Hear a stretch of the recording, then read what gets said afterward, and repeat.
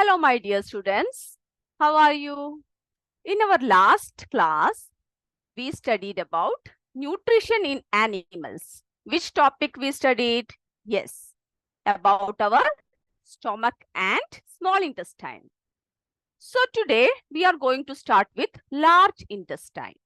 Okay, we are going to start large intestine. So let me first show you.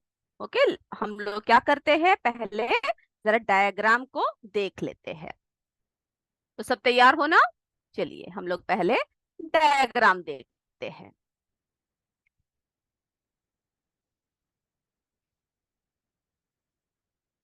Okay, so this is our human digestive system. Clear? आप लोगों ने, हमने आपसे कहा था कि इसको क्या करोगे, आप बनाकर आओगे, और आप बनाकर भी आए होंगे. तो इसमें हमने जो है स्मॉल इंटेस्टाइन के और स्टमक के बारे में डिस्कस कर लिया. Now see, this is our large intestine. See, ये देख रहे हो ना, ये क्या है बच्चों? ये हमारा जो है लार्ज इंटेस्टाइन है. देखिए, देख रहे हो ना इसकी शेप कैसा है, इसकी स्ट्रक्चर कैसा है. देख रहे हो ये क्या है? Large intestine. So large intestine is wider. जो स्मॉल इंटेस्टाइन से भी क्या लग रहा है बच्चों, ये वाइडर है ना, उससे भी जो है चौड़ा है. And shorter than small intestine. जो स्मॉल इंटेस्टाइन है उससे ये छोटा है. ठीक है? और ये कितना मीटर है? It is about 1.5 metre in length. Clear? कितना है? 1.5 मीटर इन लेंथ. तो देखिए, पहले जरा हम लोग समझ लेते हैं, उसके बाद हम पॉइंट्स को लिखेंगे. तो now what is happening in this large intestine. ये देखिए, हमारा जो स्मॉल इंटेस्टाइन है ना बच्चों, देखिए ये स्टमक से होता हुआ स्मॉल इंटेस्टाइन में फूड गया. अब जो है food, the food that remains undigested, इसमें जो हमारे स्मॉल इंटेस्टाइन में जो फूड डाइजेस्ट नहीं हुआ है, वो जो है अब कहाँ को निकल के जाएगा? देख रहे हो, यहाँ से निकलता हुआ its reach where? Large intestine. ठीक है, कहाँ पे जाएगा बच्चों? हमारे लार्ज इंटेस्टाइन में जाएगा. So the food that remains undigested and unabsorbed enters where? into large intestine. और ये क्या फंक्शन है इसकी? ये क्या करता है? Absorb water and some salt. जो थोड़ा सा पानी और सॉल्ट सब जो बच जाता है ना बच्चों, उन सबको क्या करता है? ये लार्ज इंटेस्टाइन एब्सॉर्ब करता है. ठीक है? Absorb water and salt from undigested food. Clear है? और जो है ये फिर हमने क्या देखा, ये वाइट ट्यूब है, वाइट ट्यूब लाइक स्ट्रक्चर है, 1.5 मीटर लॉन्ग है. एंड इसकी जो, इसमें से जो अब जो बचा हुआ जो वेस्ट है ना, ये देखिए यहाँ से होता हुआ, देख रहे हो, ये रेक्टम तक पहुंचता है. रिमेनिंग वेस्ट कहाँ तक पहुंचता है बच्चों? रेक्टम तक पहुंचता है.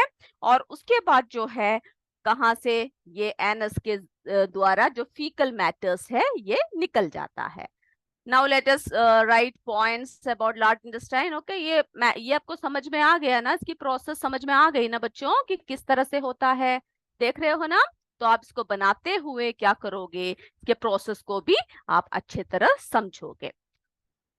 तो सब लिख लीजिए, large intestine.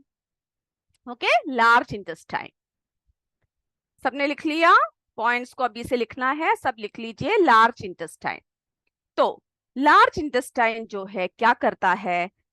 The food that remains undigested, यानी जो स्मॉल इंटेस्टाइन में से जो फूड डाइजेस्ट नहीं हुआ होता है, जो बचा हुआ होता है, वो क्या करता है?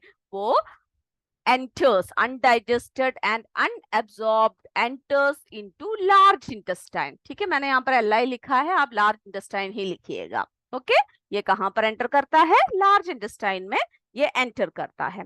और इसका फंक्शन क्या है बच्चों? ये क्या करता है? क्या फंक्शन है इसकी? एब्सॉर्ब. क्या एब्सॉर्ब करता है?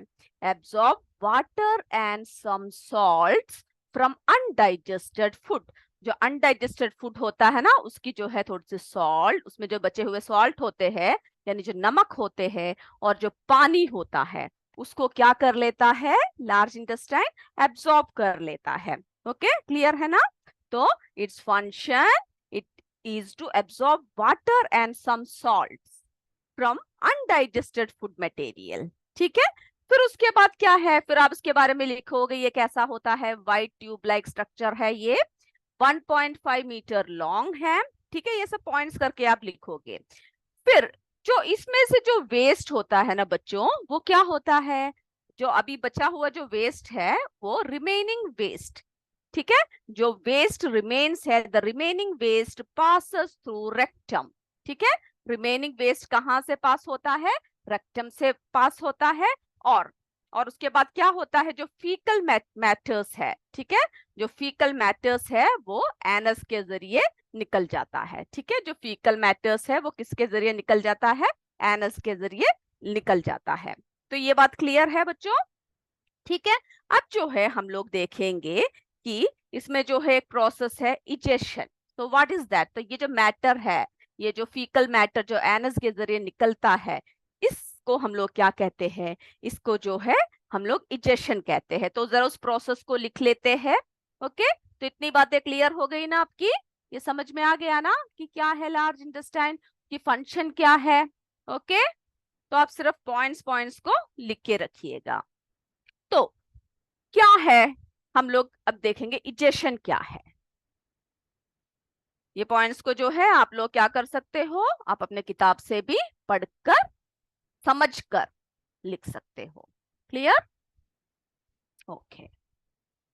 तो अब हम लोग जो है एक टर्म इजेशन,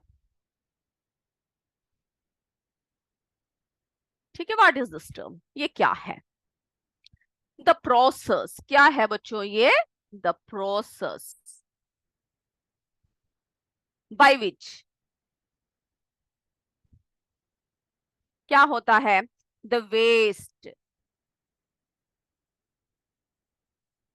द वेस्ट, कैसा वेस्ट, अनडाइजेस्टेड फूड, अनडाइजेस्टेड कैसा होता है, जो वेस्ट है जो अनडाइजेस्टेड, ठीक है, अनडाइजेस्टेड, क्या, अनडाइजेस्टेड फूड, जिसको हम लोग क्या कहते हैं, फीकल मैटर कहते हैं, जिसको हम लोग क्या कहते हैं, जो हमारा जो अनडाइजेस्टेड फूड है। ठीक है, अनडाइजेस्टेड फूड क्या है, जिसको हम लोग क्या कहेंगे, फीकल मैटर। ठीक है, जिसको हम लोग क्या कहेंगे, फीकल मैटर कहते हैं, is removed, is removed through, कहां से रिमूव होता है, थ्रू द एनस। ठीक है, ये जो है कहां से रिमूव होता है, anus. Okay, through the anus is called, ठीक है, इज कॉल्ड, तो आप क्या लिख लोगे, through the anus is called egestion. ठीक है, ये आप लिखिए, स्वयं लिखिए। तो इजेशन क्या है, egestion the process by which the waste undigested food, यानी जो फीकल मैटर है, is removed through the anus, उसको हम लोग क्या कहते हैं बच्चों, उसको हम लोग इजेशन कहते हैं। ओके, इतनी बातें क्लियर हो गई।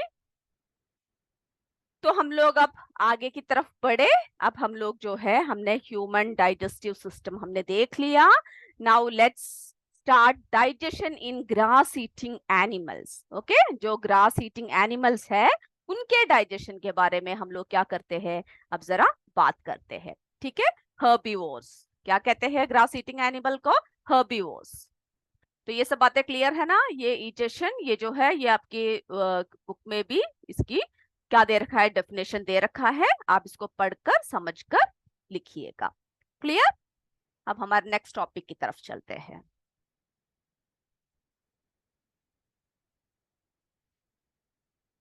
तो हाँ, और एक और बात बताना है बच्चों, नेक्स्ट टॉपिक से जाने से पहले हम लोग जो है डायरिया, ठीक है, आपको पता है ना, जब हमें क्या होता है, दस्त लगता है, जब हमें लूज मोशन सब कहते हैं ना हम उसको डायरिया, जरा ये इसको भी जरा आप समझ लीजिए। तो डायरिया क्या है, यानी दस्त लगना, कभी कभी आपका पेट खराब हो जाता है ना, आप कहते हो कि आज पेट ठीक नहीं है, आज बहुत पानी पानी जैसा जा रहा है, तो फिर क्या है, पेट खराब है। तो डायरिया क्या है, एक कंडीशन।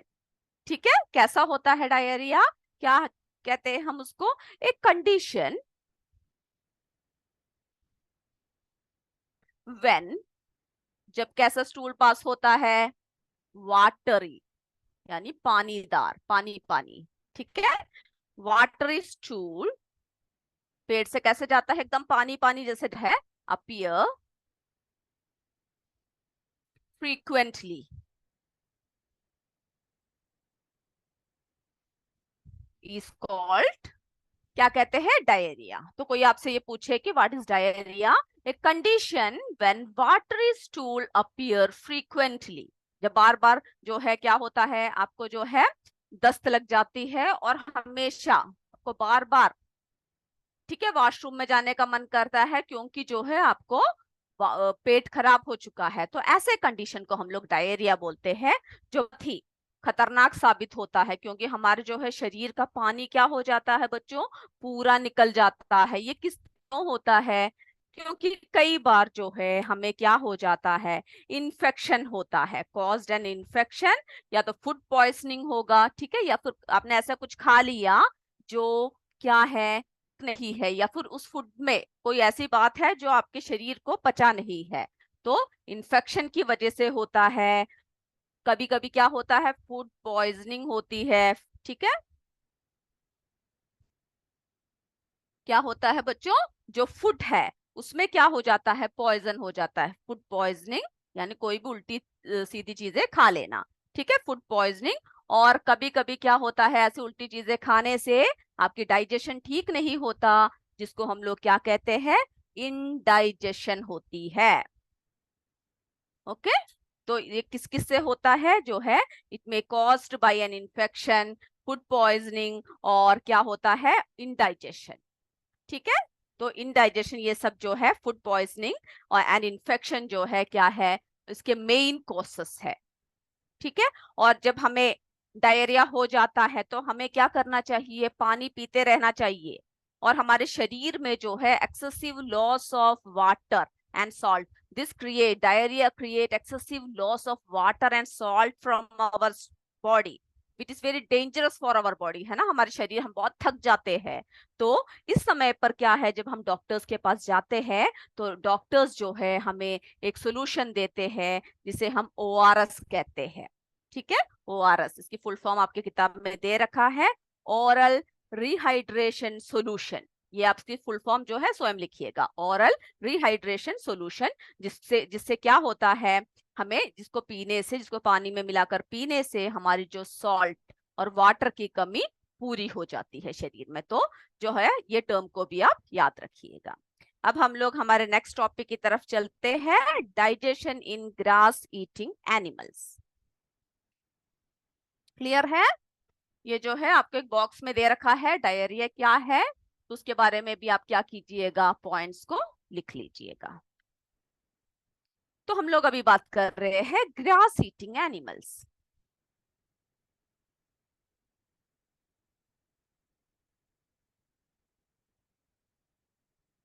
ठीक है, ग्रास ईटिंग एनिमल्स।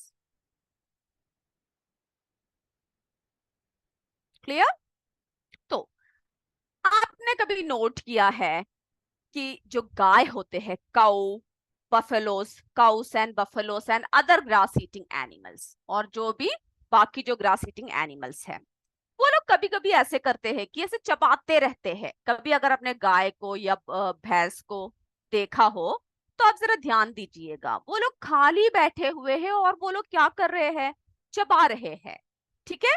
जो मुंह जो है अपना हिलाते जा रहे हैं, यानी चबाते जा रहे हैं, चबाते जा रहे हैं। तो वो क्या चबा रहे हैं? वो क्या चबा रहे हैं? आपने कभी सोचा है? वो क्योंकि घास तो खा नहीं रहे हैं वो लोग, तो वो चबा क्या रहे हैं? तो बच्चों, ये जो ग्रास ईटिंग एनिमल्स, यानी स्पेशली जो है हम बात करेंगे जैसे कि काउ, बफेलो, ये सब जो है क्या होता है? इन सब में ये लोग जो घास है उसको क्विकली सोलो कर लेते हैं, यानी जो है क्विकली उसे निगल लेते हैं। वो लोग सिर्फ से बाइट करते हैं और सीधा कहाँ? अपने पेट के अंदर पहुंचा देते हैं। पहले हम जरा डायग्राम देख ले, के बाद बताएंगे। आपकी किताब में भी ये डायग्राम दिया हुआ है, तो ये देखिए, ये देख रहे हो ये डायग्राम, डाइजेस्टिव सिस्टम, यानी ये जो गाय की जो डाइजेस्टिव सिस्टम है वो किस तरह से है जरा देखिए। तो ये लोग क्या करते हैं, जैसे ही घास इनको मिलता है या कुछ मिलता है तो ये लोग क्या करते हैं, घास फूस को ऐसे चबा देते हैं, यानी ऐसे जस्ट से काट देते हैं और सीधा क्या करते हैं, सीधा खा ये अपने माउथ से यानी टीथ से जरा से चबा कर ब्रेक करते हैं। They eat the food through their mouth and break the food, and they break that food partially, आधा तोड़ते हैं, ठीक है, एंड swallow, सीधा उसको निगल लेते हैं, ठीक है। उसके बाद फिर क्या होता है, ये सीधा जो है इनके जो है ईसोफेगस से सीधा होते हुए इनके रूमेन में पहुंच जाता है, ठीक है, जो सबसे लार्जेस्ट पार्ट होता है, जो इन लोगों का सबसे लार्जेस्ट पार्ट होता है। इट पासेस थ्रू ईसोफेगस, कैसे पास होता है, ईसोफेगस से पास होता है into the largest part of stomach called rumen, ठीक है। क्या करते हैं, रूमेन तक पहुंच जाते हैं और उसके बाद फिर क्या करते हैं ये लोग, यानी ये जो फूड होता है ये जो है आधा अनडाइजेस्टेड होता है, यानी खा पूरा चबाया नहीं होता, तो वो लोग जो क्या करते हैं इसको यहाँ पर स्टोर करके रखते हैं और उसके बाद जो स्टोर करके रखते हैं, they quickly swallow the grass and store it in a part of stomach called rumen। तो ये जो पार्ट है जहां पर वे ग्रास स्टोर करके रखते हैं उस पार्ट को क्या कहते हैं, रूमन कहते हैं, ठीक है, तो उसको याद रखिएगा और इस टर्म को हमें लिखना भी है। उसके बाद फिर क्या करते हैं ये लोग, जब भी खाली बैठे होते हैं, ठीक है, और यहाँ पर जो है रूमन में क्या होता है बच्चों, फूड जो है पार्शली डाइजेस्टेड होता है, ठीक है, एंड इज कॉल्ड कड, उसको क्या कहते हैं, कड कहते हैं। देन उसके बाद जब भी उन्हें समय मिलता है, जब खाली बैठे हुए होते हैं तो ये लोग क्या करते हैं, ये लोग जो है कड, ये जो कड है जो रूमन में डिपॉजिट कर रखा है इसको दोबारा अपने मुंह तक लेकर आते हैं, ठीक है, दोबारा मुंह तक लेकर आते हैं और उसको क्या करते हैं, चबाते रहते हैं, ठीक है, partially digested and it is called cut, तो उसको जो है कट को चबाते रहते हैं और उसके बाद फिर जो है फिर वापस ले जाते हैं। क्लियर है, तो ये जो है हम लोग एक और बार दिखाते हैं, ये देखिए, ये देख रहे हो ना, ये क्या कहते हैं, रूमेंट कहते हैं, और जो है partially digested food is called cut. तो कट किसे कहते हैं, जो पार्शली डाइजेस्टेड जो फूड है उसे हम लोग क्या कहते हैं बच्चों, कट कहते हैं, ठीक है। तो फिर क्या होता है, ये लोग जो है इसको जो है यहाँ तक ले जाते हैं और उसको वापस मुंह तक लेकर आते हैं, फिर उसको च्यू करते हैं in small lumps and the animal chews it. तो ये जो च्यू करने का जो प्रोसेस है, this process is called rumination, ठीक है, ये जो प्रोसेस है इसको रूमिनेशन कहते हैं। और ऐसे एनिमल्स जो इस तरह से चबाते हैं, वापस लेकर आते हैं, फिर चबाते हैं, फिर ले जाते हैं, इनको जो है हम लोग रूमिनेंट्स कहते हैं। क्लियर है, इनको हम लोग जो है क्या कहते हैं, रूमिनेंट्स कहते हैं। और ये जो ग्रास ईटिंग जो देख रहे हो ना, ये देख रहे हो, ये देखिए ईसोफेगस से रूमन में लेकर चले गए, देखा, उसके बाद जो इनकी स्मॉल इंटेस्टाइन देख रहे हो आप, फिर ये देखिए यहाँ पर एक सिस्टम है सीकम बोलकर, ये देखो, फिर ये देखिए ये इनके स्टोमक है, ठीक है, और ये है इनकी लार्ज इंटेस्टाइन। तो आपको जो है इसके सारे पार्ट्स आपको पता होना चाहिए। अगर आप काउ को ठीक से बना ना पाए तो जस्ट एक वो शेप कर कर आप क्या कीजिएगा, इसके सारे पार्ट्स को बनाकर उसको आपको क्या करना है, उसको आपको लेबल करना है और याद भी करना है। क्लियर है, तो हम लोग जरा इसके बारे में एक और बार डिस्कस करते हैं, चलिए। तो बच्चों हम लोग ग्रास ईटिंग एनिमल्स के बारे में हम लोग क्या कर रहे हैं, उसके बारे में बात कर रहे हैं कि किस तरह से वे लोग क्या खाते हैं, घास खाते हैं, और जो घास है वो लोग जो है पार्शली अपने मुंह में जो है क्या करते हैं, वो चबाते रहते हैं, यानी निगल जाते हैं और उसके बाद वापस को लेकर चबाते हैं। दे quickly swallow the grass and store it in A part of stomach. तो उनकी जो पार्ट ऑफ स्टमक है जहां पर वो क्या स्टोर करते हैं, पार्ट ऑफ स्टमक, ठीक है, वहां पर वो क्या स्टोर करते हैं, वेयर दे स्टोर, कैसे वो खाते हैं, क्या स्टोर करते हैं, ग्रास, ठीक है, यानी वो ग्रास कैसा होता है, आधा चबाया हुआ होता है। तो that part of stomach is known as, इस पार्ट ऑफ स्टमक को हम लोग क्या कहते हैं बच्चों, इसको हम लोग रूमेन कहते हैं। ठीक है, तो इस टर्म को आप लिख लीजिएगा। और यहाँ पर here the food gets partially digested and is called कड। जो partially digested जो फूड होता है, ठीक है, उसको हम लोग क्या कहते हैं, कड कहते हैं। यानी जो है बार बार वो मुंह में लेकर आते हैं और फिर क्या करते हैं, उसको चबाते रहते हैं। ठीक है, बार बार मुंह में लेकर आते हैं, उसको चबाते रहते हैं, उसको हम लोग क्या कहते हैं, कड कहते हैं। और दिस प्रोसेस, ये जो प्रोसेस है ये लोग जो करते हैं, उस प्रोसेस को हम लोग क्या कहते हैं, उस प्रोसेस को हम लोग रूमिनेशन कहते हैं। क्लियर। और जो एनिमल्स, जो ऐसे एनिमल्स होते हैं जो इस तरह की, जो क्या करते हैं, ऐसे मुंह के अंदर खाना ले जाते हैं, वापस लेकर आते हैं, खाली समय में चबाते रहते हैं, ऐसे एनिमल्स को हम लोग रूमिनेंट्स कहते हैं। तो बच्चों आपको जो है ये सारे टर्म्स क्या करना है, लिखकर याद करना है। क्लियर है, ठीक है। अब जो है ये लोग जो घास खाते हैं, the grass is rich in, क्या होता है ग्रास में, grass is rich in cellulose.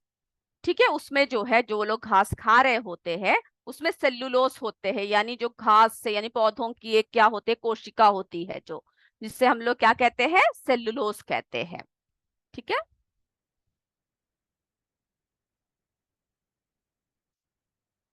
चलिए। तो द ग्रास, तो जो वो लोग घास खाते हैं उसमें क्या होता है, उसमें क्या, कौन से पदार्थ होते हैं बच्चों, सेल्यूलोस। एक टाइप ऑफ कार्बोहाइड्रेट, किस तरह का पदार्थ होता है, ये एक टाइप ऑफ क्या होता है, कार्बोहाइड्रेट। ठीक है, क्या क्या होता है, ए टाइप ऑफ कार्बोहाइड्रेट। तो इन रूमिनेंट्स, यानी जो ऐसे जानवर होते हैं, ऐसे जो एनिमल्स होते हैं, लाइक कैटल, जैसे कि डीर हुआ, ठीक है, और जैसे गाय हुआ, बफेलो हुआ, उन सब में क्या होता है, एक बैक्टीरिया प्रेजेंट होता है। ठीक है, bacteria, bacteria present in Roman, Roman में जो है उन सब की जो क्या प्रेजेंट होता है, बैक्टीरिया प्रेजेंट होता है, which helps them in digestion, जो उन्हें इस तरह के जो घास है ना, जो सेल्यूलोज सबकी जो है डाइजेशन के लिए क्या करता है, हेल्प करता है। Okay, which helps in digestion of, किसका डाइजेशन में हेल्प करता है, सेल्यूलोज। ओके, सेल्यूलोज की डाइजेशन में हेल्प करता है। Many animals including humans cannot digest cellulose, तो जो बहुत सारे जानवर लोग और हम लोगों को भी मिलाकर, ह्यूमंस को भी मिलाकर क्या है, हम लोग सब क्या नहीं कर सकते हैं, इस सेल्यूलोज को डाइजेस्ट नहीं कर सकते हैं। तो इन लोगों में क्या होता है, एक ऐसी बैक्टीरिया इनके रूमेन में होता है जो सेल्यूलोज की डाइजेशन में इन्हें हेल्प करता है। क्लियर है, इन्हें क्या करता है, इन्हें हेल्प करता है। और आपने और भी एनिमल्स देखे होंगे जो ग्रास ईटिंग है ना, जैसे कि हॉर्सेस, रैबिट। ठीक है, तो ऐसे क्या देखा है आपने कि और भी जो है ग्रास ईटिंग एनिमल्स आपने देखे हैं। तो बच्चों इन सब ग्रास ईटिंग एनिमल्स में क्या है, have a large sac like structure. इनमें जो है ये लोग ऐसे चबाते हुए कभी आपने देखा नहीं होगा कि वैसे बैठे हुए और चबा रहे हैं गाय की तरह। ठीक है, ये लोग जब घास खाते हैं तभी खाते हैं, और बार बार क्या नहीं करते हैं, ये लोग इस तरह से चबाते नहीं हैं। तो ये जो ऐसे जानवर जो होते हैं, ठीक है, ऐसे जानवर जो होते हैं इनमें जो है एक लार्ज सैक होता है। तो इनकी घास कैसे डाइजेस्ट होता है आप सोच रहे होंगे, तो इनमें जो है एक लार्ज सैक होता है, sac like structure, large sac like structure होता है, स्ट्रक्चर होता है, जिसे हम लोग क्या कहते हैं, कॉल्ड सीकम। से क्या कहते हैं, सीकम कहते हैं। ठीक है, कहां पर होता है उनके सीकम, कहां पर होता है, ईसोफेगस एंड स्मॉल इंटेस्टाइन के बीच में होता है। कहाँ पर होता है उनकी जो सीकम होता है? बिटवीन। अब हमने गाय में भी देखा कि सीकम है। अब हम आपको एक और बात दिखाते हैं, लेकिन वो जो है छोटा होता है। लेकिन ऐसे जानवरों में जैसे हॉर्सेस, रैबिट जो है, इन सब में क्या होता है बच्चों? जो उनकी जो है लार्ज सैक लाइक स्ट्रक्चर होती है, जिसको हम लोग सीकम कहते हैं। कहाँ पर होता है वो सीकम? कहाँ पर होता है? बिटवीन ईसोफेगस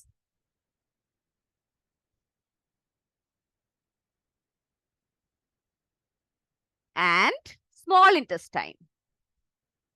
ठीक है, और उनके जो है कहां पर होता है? स्मॉल इंटेस्टाइन और ईसोफेगस के बीच में होता है। क्लियर है? अब जरा हम लोग गाय का देखें, सीकम कहां पर है?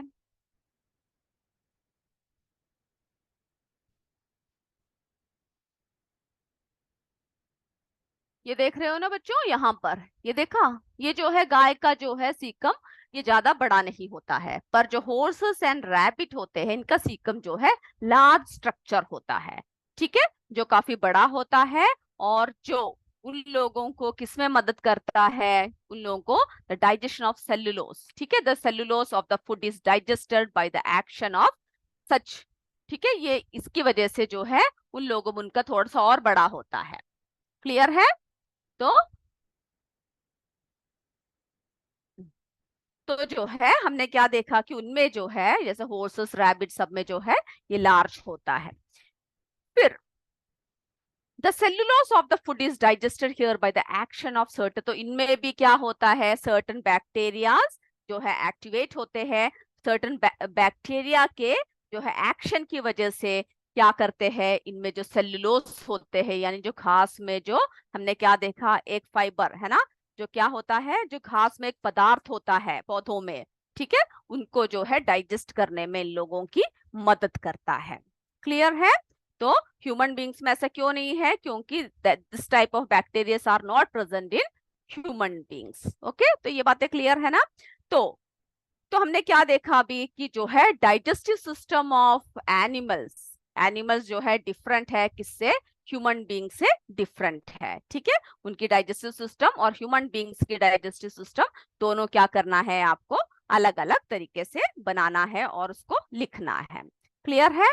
अब जो है हम लोग हमने अभी एनिमल्स का देखा, ह्यूमन बींग्स का देखा। अब जो हम लोग किसका देख रहे हैं? Micro organisms called amoeba. ठीक है, अमीबा की जो है हम लोग देखते हैं कि उनमें डाइजेशन प्रोसेस किस तरह से होता है। तो बच्चों पहले हम लोग जरा चित्र देखते हैं। ठीक है, अमीबा की जरा चित्र देख लेते हैं। आपके किताब में डायग्राम दे रखा है, तो सभी क्या कीजिएगा, उस डायग्राम को जरा देख लीजिए। देखिए, ये वो आपके बुक में डायग्राम दे रखा है ना, तो आपको क्या करना है? इस डायग्राम को जो है बनाना है। क्लियर? इस डायग्राम को जो है आपको बनाना है, और उसके बाद क्या करना है? उसको याद रखना है। सारे लेबलिंग सब जो है कहाँ कहाँ पर है उसको आपको करना है, क्योंकि एग्जाम में ये सब पूछे जाते हैं। तो अभी हमारे पास समय कम है, तो हम लोग क्या करते हैं, इसके बारे में जरा समझ लेते हैं, और अगली क्लास में इसके डिटेल में हम आपको लिख के देंगे। तो बच्चों, ये क्या है? अमीबा। ठीक है, इसे माइक्रोस्कोपिक सिंगल सेल्ड ऑर्गेनिज्म। तो जो है अमीबा जो है एक ही सेल से बना हुआ है। ठीक है, सिंगल सेल्ड ऑर्गेनिज्म है, which is made up of only one cell. ठीक है, जो है एक सेल से बना है। And amoeba has a cell membrane. देख रहे हैं ना इसकी चारों तरफ? ये क्या है? अमीबा की क्या है बच्चों? सेल मेम्ब्रेन है। ठीक है, बाहर का जो बाउंड्री वॉल कहते हैं वो है। देखा? उसके बाद जो है क्या देखा कि ये कहाँ पर पाए जाते हैं amoeba? Found in pond water. जो पॉन्ड वाटर सब है वहां पर जो है, अब हम लोग क्या देख सकते हैं? इस तरह के एक, ठीक है, माइक्रो ऑर्गेनिज्म की ग्रोथ हम लोग देख सकते हैं, which is found in pond water. और ये कैसा होता है? इसका जो शेप है, ये देख रहे हो, इसकी कोई भी शेप नहीं है, अलग अलग टाइप का है, यानी गोल नहीं है, इसकी जो है शेप प्लस है। ठीक है, तो अब हम लोग एक एक के सिस्टम्स देखते हैं। ठीक है, ये देखिए न्यूक्लियस, ये देख रहे हो, ये क्या है बच्चों? न्यूक्लियस। न्यूक्लियस जो है which is round and dense, ये देख रहे हैं राउंड राउंड शेप है और जो है डेंस है, काफी जो है गहरा होता है। और उसके बाद जो है वैक्यूल्स होता है इसमें, ये देख रहे हो, ये वैक्यूल्स बबल जैसे क्या होता है, एक शेप है, स्ट्रक्चर, इसे क्या कहते हैं हम लोग? वैक्यूल्स। ठीक है, अभी आप डायग्राम देखकर समझ लीजिए। और जो अमीबा होता है, it is capable of changing its shape and position, ये जो है अपनी पोजीशन को और शेप को अपने आप क्या कर सकते हैं बच्चों? चेंज कर सकते हैं। ठीक है, कभी भी ये लोग क्या कर सकते हैं, अपने शेप और पोजीशन को चेंज कर सकते हैं। और जैसे ही देखते हैं कि ये देखिए कोई एक फूड पार्टिकल देखा आपने, जैसे कोई भोज्य वस्तु उनके पास आते हुए दिखाई देता है, तब क्या करते हैं ये लोग? ये देखिए, ये देख रहे हो स्यूडोफोडियम। स्यूडोफोडियम जो है क्या होगा, जब एक होगा तब हम उसे स्यूडोफोडियम कहेंगे, और स्यूडोफोडिया यानी जब एक से ज्यादा होगा। तो जो स्यूडोफोडियम है ये क्या करते हैं? फिंगर लाइक प्रोटेक्शन है। जैसे ही कोई भी फूड मटेरियल्स के पास आते हैं, ये सीधे इस स्यूडोफोडियम के सहायता से क्या करते हैं? उस फूड को इस तरह से घेर लेते हैं। ठीक है, जो भी बाहर जो फूड पार्टिकल प्रेजेंट है उसे घेर लेते हैं और सीधा उसको क्या करता है? उसको अंदर ले जाता है। क्लियर है? फूड जब अंदर जाता है तब क्या करते हैं? वो इन वैक्यूल्स में स्टोर हो जाते हैं। देखो ये वैक्यूल्स जो है, जो बबल जैसे स्ट्रक्चर है ना, इसमें ये स्टोर हो जाता है। और फिर क्या होता है? इसमें डाइजेस्टिव जूसेस होते हैं।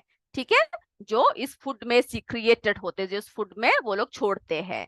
ठीक है, डाइजेस्टेड क्या होता है? डाइजेस्टिव जूसेस होते हैं सीक्रिएटेड इनटू द फूड वैक्यूल। और उसके बाद जो है फिर क्या देखा हमने कि ये जो है इसके सहायता से धीरे धीरे क्या करते हैं? बाहर की तरफ इसके वेस्ट सब निकलता है।